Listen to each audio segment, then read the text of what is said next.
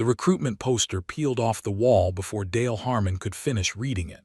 He caught it midair out of habit, smoothed it against his knee, and looked up at the tall glass doors of the Concord Academy.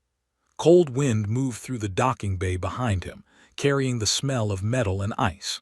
Ships from 100 worlds sat parked in long rows, and cadets of every shape walked past him without a second glance. Some had scales. Some had 4 arms. One had eyes on stalks that swiveled toward Dale and then away, as if he were not worth the effort of a full look. Dale did not mind. He had spent his whole life being underestimated, and he had learned that it was often the most useful thing a person could be. He shouldered his bag and stepped inside. The hall was enormous, lit by pale blue light that came from no lamp he could find. A machine at the entrance scanned him, chirped, and printed a small card with a number on it. Squad 9, Room 4, report by 6th bell. He tucked the card into his jacket and followed the painted line on the floor that matched his squad color. His new squadmates were already there when he arrived, and all 3 of them stopped talking the moment he walked in. The tallest one stood by the window, arms crossed, watching Dale with flat golden eyes. His skin was a deep gray-green, and thick ridges ran along his jaw like armor plating. This was Rennick, though Dale did not know it yet. Beside him crouched a small, thin figure with pale skin and quick, nervous hands. That was Sula. And near the bunk sat a broad, heavy creature with slow eyes and a slower way of moving, whose name was Orin. "That is the human," Orin said, as if Dale could not hear him. "It is smaller than the report said." "It is soft," Rennick added. He did not lower his voice either. "No armor, no claws. I have seen younglings with thicker hides." He turned fully toward Dale now, measuring him the way a butcher measures meat. "Tell me, human, what can you do that we cannot? Why did they put you in my squad?" Dale dropped his bag on the empty bunk and sat down on it. He looked at the 3 of them one by one, and then he smiled. It was an easy smile, warm and unbothered, and it made the small one, Sula, take a step back without meaning to. "I don't know yet," Dale said. "Guess we'll find out together." That answer seemed to trouble Rennick more than an insult would have. He had expected the human to boast or to shrink. Instead, it had done neither. It had simply agreed that it might be weak and smiled about it. Rennick did not know what to do with that, so he turned back to the window and said nothing more. Sula, however, could not stop staring. She had read everything the Concord archives held about humans, which was not much, and most of it was strange. Humans came from a single world, a violent place the archives called a death world. It had storms that could tear cities apart, cold that could kill in minutes, heat that could do the same, and 1,000 small living things too tiny to see that slipped inside a human body and tried to eat it from within. The archives said humans survived all of this. They did not say how. That missing answer had kept Sula awake more than one night. "You really come from Earth?" she asked, her voice small. "Born there," Dale said. "Grew up there, never left it until 3 months ago." "And it is true, the stories," she wrung her thin hands together. "The weather that kills, the sickness in the air." Dale thought about that. "Some of it, yeah, not all the time, but it can turn on you fast." He shrugged. "You learn to keep going, everybody there does. You don't really think about it." Orin grunted from his bunk. "We think about danger, we plan for it, we prepare." He said it like a lesson. A species that does not fear its own world is a foolish species. Dale did not argue. He had found that arguing with people who had already decided about you was a waste of good breath. He unpacked instead, slow and neat, and let them watch. He knew they were watching. He did not care. The 6th bell rang before they could say more. It was not really a bell but a deep tone that shook the floor, and all 3 aliens rose at once, sharp and trained. Dale stood too, a beat slower, and followed them out into the great hall where the whole class had gathered. An officer waited on the raised platform above them. He was old, scarred, and gray, with one milky eye and a voice that carried without a machine to help it. His name was Instructor Vosh, and he had trained cadets from more worlds than most of them would ever visit. You are here because your world sent you, Vosh said. The conquered does not care where you came from. It cares whether you can be trusted at the side of a creature who is nothing like you when everything has gone wrong and no help is coming. His good eye swept across them all. In 12 days we will find out. You will be dropped in your squads onto the training moon Halix. It is cold. It is empty. You will survive there for 6 days together, or you will fail there together. There is no other outcome. A low murmur ran through the cadets. Rennick's jaw tightened. Oren stood very still. Only Sula glanced sideways past her squadmates to the human standing quietly at the end of their line. And Dale, for reasons none of them understood, was smiling again. 12 days later, a drop pod screamed down through a white sky and slammed into the surface of Halix so hard that every tooth in Rennick's jaw rattled. The doors blew open with a hiss, and cold poured in like water. It was not the cold of a bad morning. It was the kind of cold that reached past skin and clothing and grabbed the bones directly, that made breathing hurt, that told the body in a plain and honest voice that this place did not want it here. Sula gasped the moment the air touched her. Oren's slow eyes went wide. Even Rennick, proud as he was, stumbled as he stepped out onto the frozen ground and felt his legs refuse to work the way they should. Dale climbed out last.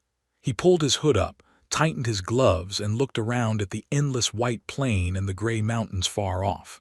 Then he did something that surprised all three of them. He breathed out slowly, watched the fog of it drift away, and nodded, as if greeting an old rival. "All right," he said, "this I know." The squad had been given very little: one thin tent, a short-range beacon, a ration box, a single heat unit that hummed weakly and gave off less warmth than a candle.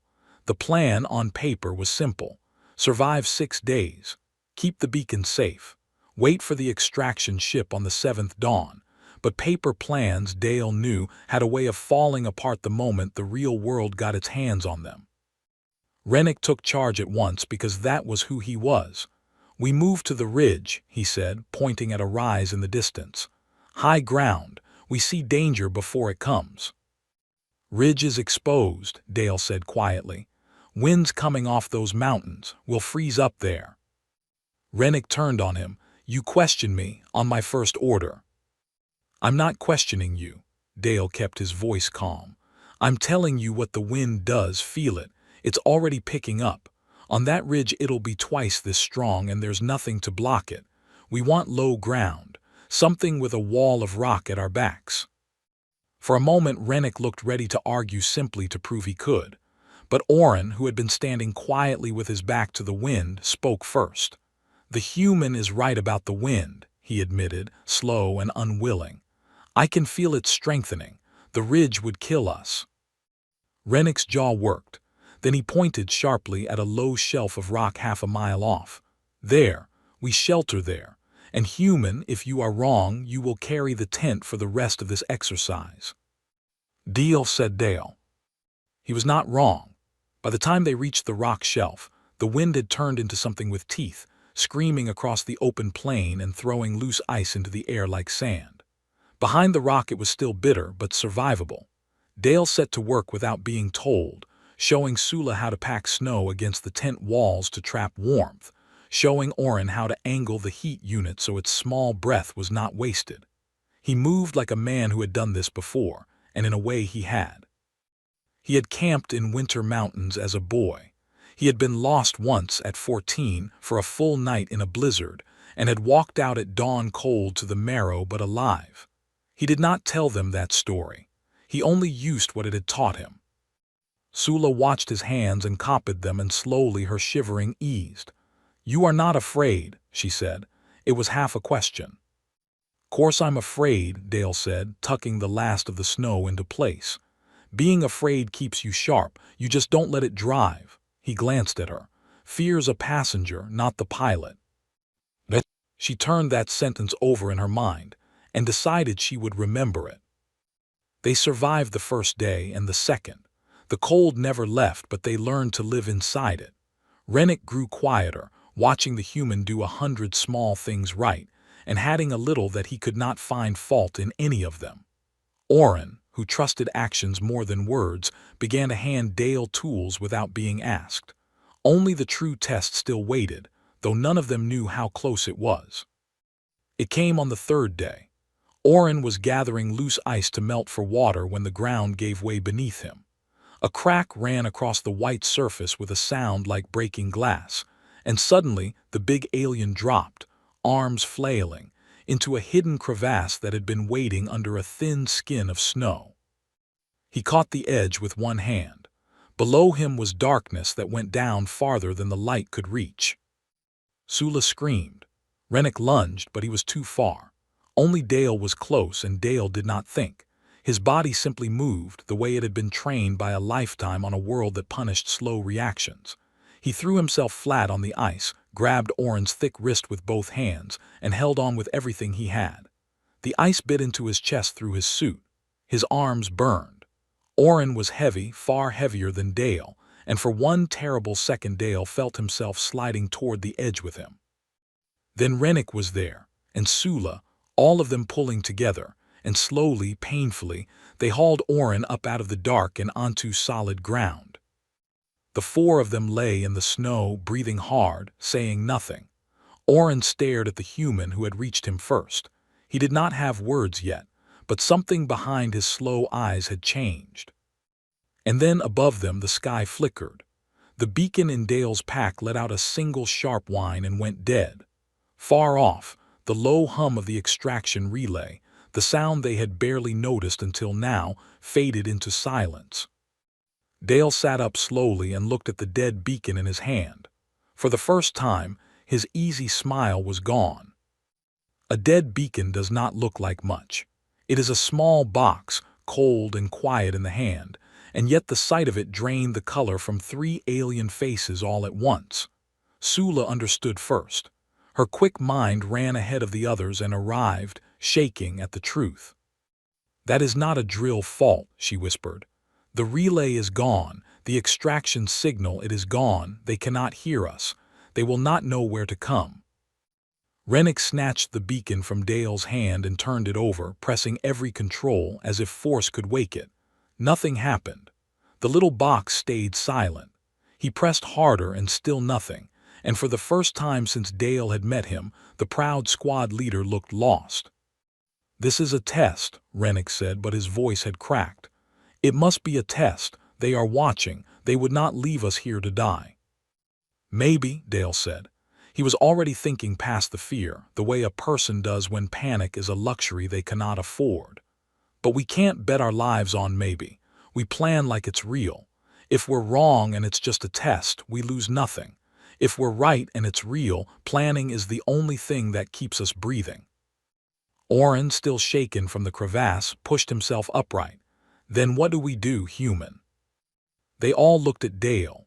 He noticed that. Somewhere in the last 3 days, without anyone deciding it, the squad had started turning to him when things went wrong. He did not let it show that he had noticed. He simply crouched, cleared a patch of snow, and drew a rough map with one gloved finger. There, he pointed to a spot he had seen on the drop, a thin tower standing alone far across the plain near the foot of the mountains. "Old relay tower. I saw it when we came down. If it still has any power, we might send our own signal, get above the interference, reach whatever's still listening up there." "That is a full day's walk," Sula said. "Maybe more in this cold." "I know. We could die on the way." "I know that too." Dale looked at each of them. "But we'll die for certain if we sit here and wait for a rescue that can't hear us. Walking gives us a chance. Waiting gives us nothing." He stood, brushing snow from his knees. "I'm going. You can come or you can stay, but I think we're better together than apart." There was a long pause. Then Oren rose, heavy and sure, and stood beside him. "You reached into the dark for me," he said simply. "I will walk with you into the cold." Sula came next, small and frightened but steady. And at last Rennick, who hated needing anyone, hated it more to be left behind. He picked up the tent and the ration box and slung them over his shoulder. "Lead then," he said gruffly. "But if you lead us wrong, human, I will not forgive it." Fair enough, Dale said. They walked. The plane went on forever, white on white, and the wind fought them the whole way. Hours passed. The cold worked at them like a slow knife. Twice Sula slowed and Dale dropped back to walk at her pace, telling her small stories to keep her mind moving, silly things about his home, about a dog he had as a child, about the time he broke his arm falling out of a tree and said it wrong and had to have it broken again. She did not understand half the words, but she understood that talking helped, and so she listened, and so she kept moving. Then the ice betrayed them a second time. It was Dale who fell, not the others. A slab of snow slid out from under his boot on a slope, and he went down hard, tumbling, and came to rest against a fin of sharp black ice. It tore through his suit and into his arm, a long, deep gash from wrist to elbow. Dark blood welled up and steamed in the cold air. The three aliens froze. They knew human biology only from the archives, and the archives had warned them that humans were fragile, that their soft bodies leaked easily, that a wound like this would surely cripple him. They braced themselves for screaming. They braced themselves to watch him fail, to have to carry him, to lose the one member of the squad who seemed to know what he was doing. Sula's hands flew to her mouth. Oren took one heavy step back. Even Rennick, hard as he was, could not hide the dread on his face. Dale sat up. He looked at the wound, hissed once through his teeth, and then calmly he reached into his pack for the medical strip. He pressed it over the gash, wrapped it tight, and tied it off with a single practiced pull. His hands did not shake. When it was done, he flexed his fingers, made sure they still worked, and looked up at the three stunned faces staring down at him. And he smiled. It was tight, and there was pain behind it, but it was real. "It's fine," he said. "I've had worse." For a long moment no one spoke. The wind howled. The words hung in the freezing air. "I've had worse." Sula's mind spun. Worse than this. Worse than a torn arm on a dying world with no help coming. What kind of place, she thought, what kind of life teaches a creature to look at this and call it small? Rennick found his voice first, and it came out quiet, almost afraid. "How?" he said. "How can you smile?" Dale climbed slowly to his feet, cradling his wrapped arm. He looked at them, and behind his eyes was a whole world they had never seen and could not imagine. "Because I'm still standing," he said. "That's the only part that ever mattered." He nodded toward the far tower. "Come on, we've got a long way to go."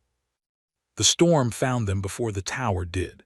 It came off the mountains without warning, a wall of white that swallowed the sky and turned the whole world to noise.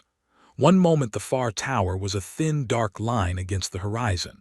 The next it was gone, hidden behind a curtain of driving snow so thick that Sula, walking 3 steps ahead, became a gray shadow and then almost nothing at all. "We can't push through this," Dale shouted over the wind. "We'll get separated and lost. We shelter, now." There was no rock wall to hide behind this time, only open plain. So Dale did what his world had taught him. He dug. He drove his good arm into the snow and hollowed out a pit, and the others understood and joined him, digging fast, piling the snow into walls around them. They stretched the thin tent over the top and crawled inside, 4 bodies pressed close in a space meant for 2, and set the weak heat unit humming in the center. Outside, the storm screamed like a living thing.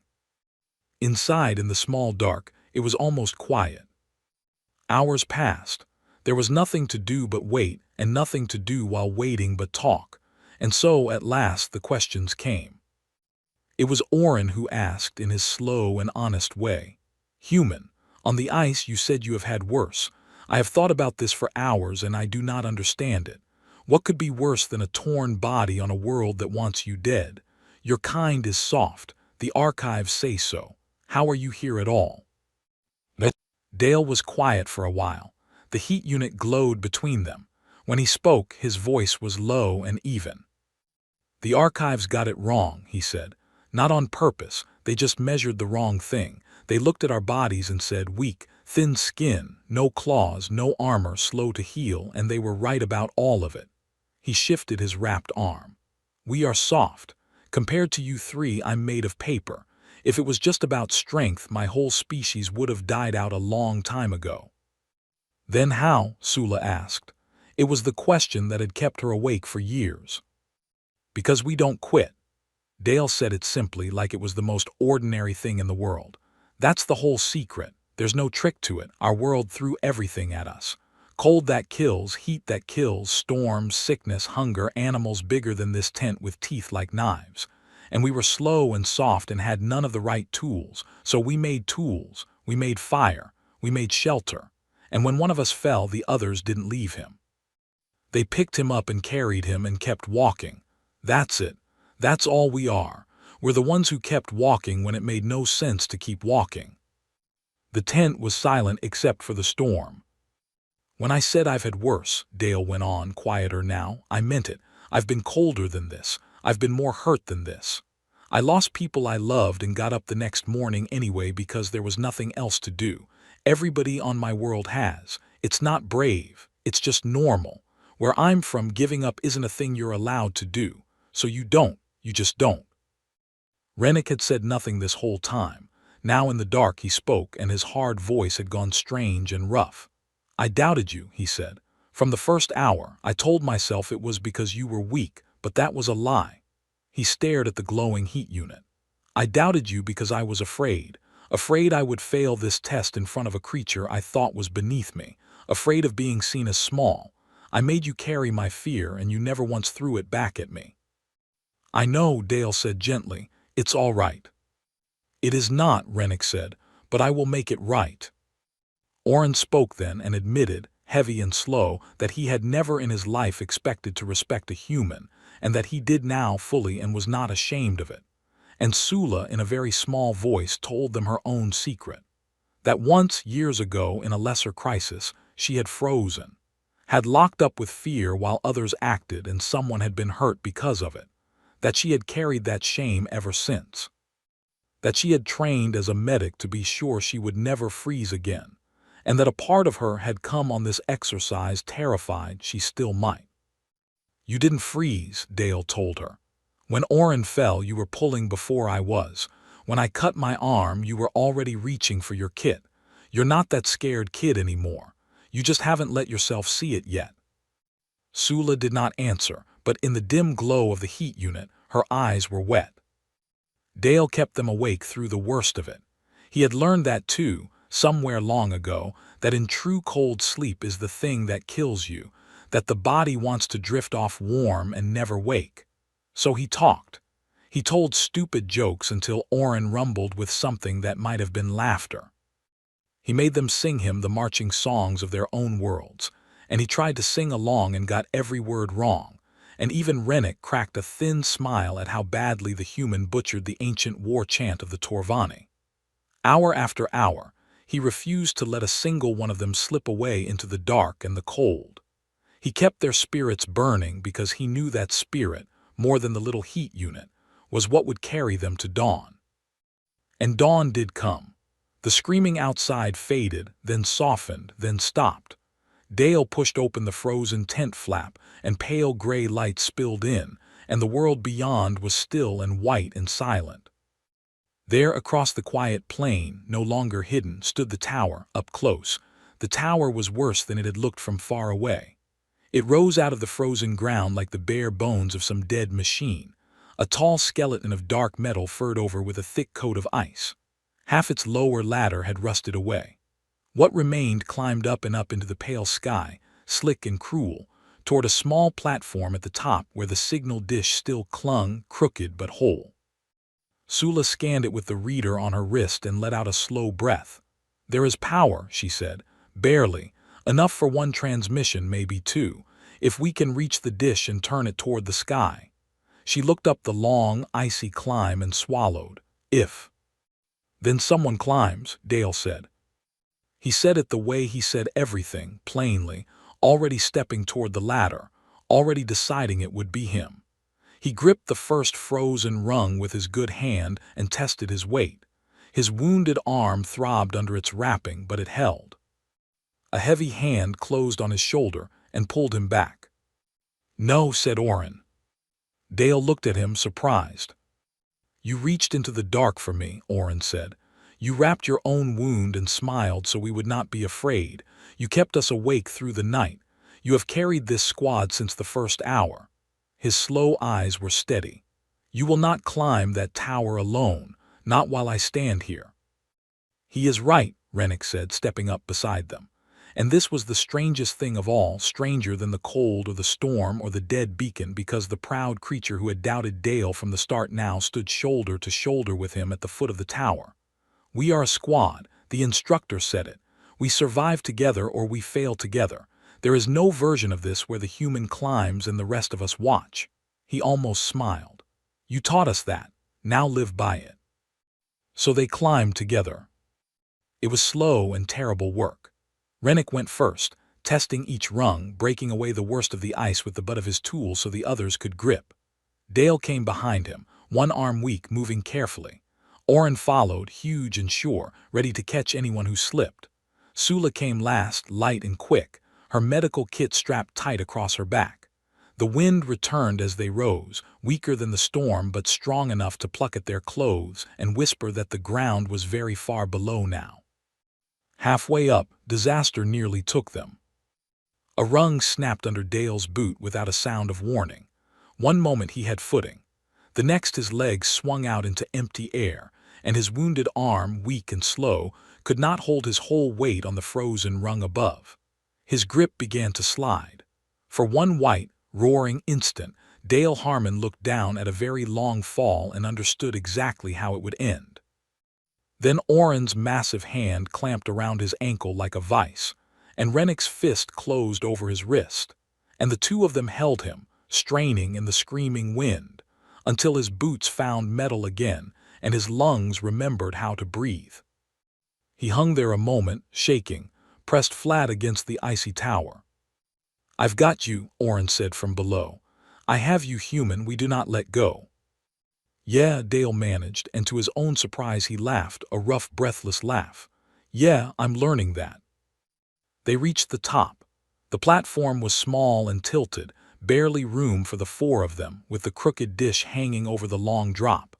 But the effort had cost Dale badly.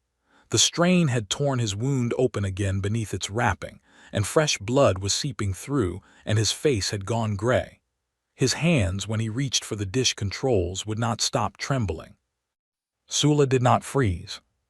She was at his side in an instant, unrolling her kit, pressing a fresh seal over the ruined wrapping, driving something warm and steady into his arm that dulled the worst of the pain and stopped the bleeding. Her hands were quick and certain, and there was no fear in them at all. "Stay with me," she told him firmly, in a voice she had not known she owned. "You keep talking. Tell me another stupid story about your dog. I will keep you standing long enough to send this. That is my job, and I am good at it."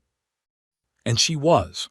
Whatever the frightened cadet she used to be had feared, that cadet was gone. In her place worked a medic, calm in the middle of the drop and the wind and the blood, keeping the human alive with her own two steady hands.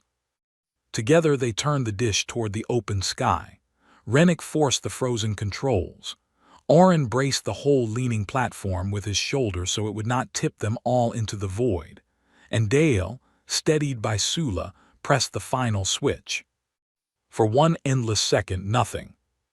Then the dish hummed. A green light blinked awake, and out across the frozen plain, up past the storm and the cold and the silence, their signal rose into the sky, screaming their location to anyone in the whole galaxy still willing to listen. For a while none of them spoke. They simply held on to the tower and to each other, four exhausted shapes at the top of a frozen world, no longer alien and human, but only survivors who had refused to fall. Then Rennick, staring out at the white horizon, said quietly, "The galaxy had you wrong, human. All of us did. We measured the wrong thing." He turned to Dale. "I will not make that mistake again." Far off, where the gray sky met the white ground, a new light appeared. It grew and steadied, and became the running lights of a ship, its engines a low rising thunder, cresting the horizon and turning toward the tower and the four cadets waiting on top of it. Warmth, when it finally came, felt almost like a wound of its own. The medical bay of the conquered academy was bright and quiet, and Dale Harmon lay in a bed there with his arm properly sealed and healing, watching the light change on the ceiling and getting used slowly to being safe. It was a strange thing, being safe. On Hallex he had not had the time to feel much of anything. Now that the danger was gone, his body finally let itself be tired, and he slept for most of 2 days. The story of what happened on the training moon spread through the academy long before Dale was well enough to walk the halls. It grew in the telling, the way stories do, but the core of it stayed true. A relay had truly failed. The exercise had turned real, and no one had planned for it. Every other squad on Hallex had huddled where they were dropped and waited for a rescue that took 3 days too long to arrive, and 2 of those squads had needed emergency medical liftouts by the end. Only one squad had walked out on its own. Only one squad had crossed the plain, climbed a dead tower, and called for help with its own hands. Squad 9. Instructor Vosh came to see Dale on the 3rd day. The old officer stood at the foot of the bed for a long moment, his one good eye studying the human the way a person studies a thing that has surprised him. "I have trained cadets for 40 years, Vosh said at last. "I have read every archive the Conquered keeps on the species that come through these halls, and I will tell you plainly, Cadet Harmon, that the archives are wrong about your kind." He folded his scarred hands behind his back. "They call you soft, fragile, a minor world newly joined of little military value. I believed it too. I looked at you on the first day and I thought that one will fail first." "A lot of people think that," Dale said. "I'm used to it." "That," said Vosh, "is exactly the thing the archives missed." He was quiet a moment. "Any other squad would have died out there. The difference was not strength. Your squad mates are stronger than you and they will be the first to say so. The difference was that one member of that squad refused from the first hour to the last to let anyone give up. That is not a thing I know how to teach, and yet you did it without seeming to try." The old officer's mouth bent into something that was almost a smile. "Rest, cadet. You have earned it, and you have given me a great deal to think about." When Dale was finally well enough to leave the medical bay, he found the other 3 waiting for him outside the door. They had not needed to, he knew that. Squadmates were not required to stand watch over a recovering member, but there they were all the same, Oren broad and still, Sula bright-eyed and no longer nervous, Rennick with his arms crossed and his hard face fighting a smile it could not quite win. Word had already gone around that they were the closest unit in their whole year, and looking at them, Dale believed it. Something had been forged on that frozen plain that would not easily break. "You took long enough," Rennick said gruffly. But he clasped Dale's good arm as he said it, the firm grip his people gave only to those they counted as their own. "They fed me well," Dale said. "Didn't want to rush off." Sula laughed, a real laugh, and Oren rumbled beside her, and the 4 of them walked together down the bright hall, and the other cadets they passed stepped aside and watched them go with something new in their faces. It was not the old dismissal. It was closer to awe. That night, Dale stood alone at a wide window near the top of the station, looking out at the stars. There were so many of them, cold and far and countless, worlds beyond worlds, and somewhere among them a whole galaxy was slowly changing its mind about a small soft species from a violent little world called Earth. He did not feel like the reason for any of it. He never had. He had only done what anyone from home would have done. You keep going. When someone falls, you pick him up. You don't quit because quitting was never really an option in the first place. That was not heroism where he came from. It was just Tuesday. Footsteps came up behind him, and he did not need to turn to know they belonged to his squad. They joined him at the window, the 4 of them side by side, watching the stars in a comfortable silence that needed no filling. A soft chime sounded through the station. A new posting had come down from the officers. Dale opened it on the small screen by the window and read it twice to be sure. The Conquered had issued a new directive. From this term forward, every survival squad in the academy would include, wherever possible, 1 human cadet. The reason given was short and plain. Human cadets had shown, the directive said, an unusual effect on squad survival under extreme stress. The exact cause was still under study. The results were not in question. Below that was a personal note from Vash. Cadet Harmon was being assigned, once fully recovered, to help train the next intake of cadets. Fresh recruits. Frightened, doubtful, certain the fragile human among them would be the weakest link. Dale read it, and then he laughed softly, and the sound fogged the cold window. Rennick glanced sideways at him. "What is it?" "Nothing," Dale said. "They want me to train the new ones. A whole batch of scared kids who will take one look at me and think I don't belong." He shook his head, and the old easy smile spread across his face, the same warm, unbothered smile that had frozen 3 alien cadets solid on his very first day. "Guess I'd better get ready," he said, "to have it worse." Outside the window the stars burned on, patient and endless, and for the first time in a very long time, the galaxy was paying attention to what humanity had to say.